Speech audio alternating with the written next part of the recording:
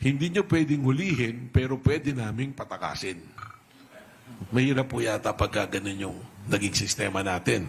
Because it will set a bad precedent right now na yung Senate pwede palang pagtaguan ng isang pugante. You have to remember, sinabi nila that Senator Bato was under their protective custody.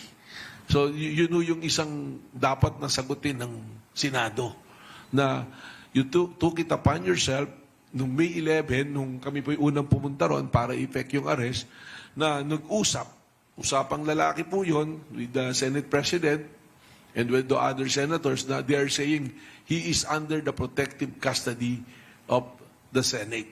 So ano ibig sabihin po nun? If you took it upon yourself na protective custody mo, ibig sabihin nun na pagka hindi nyo siya pwedeng kuhain sa amin, kami nang bahala, pero pag kailangan niya ng managot sa batas at kailangan siyang ipresenta sa anumang ahensya o korte, we will make him available. At yan po yung eksaktong sinabi nung ako'y nakikipag-usap sa kanila nung Lunes.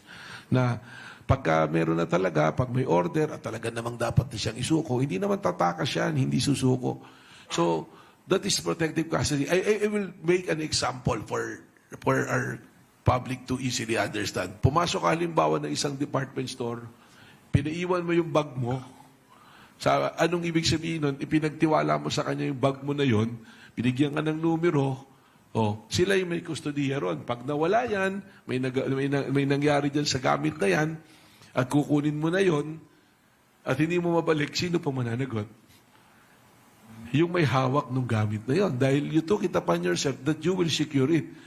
Baka yata, ang pinagtataka nga rito, baka iba yung definition ng Senado rito sa protective custody, hindi nyo pwedeng hulihin, pero pwede naming patakasin. Mahirap po yata pagka ganun yung naging sistema natin. Because it will set a bad precedent right now na yung Senate pwede palang pagtaguan ng isang pugante. So, ibig sabihin, kung ikaw may bala kang maging professional criminal at may means ka to be a senator, magsisenador ka. Para paghuhulihin ka, nandun ka lang sa Senado.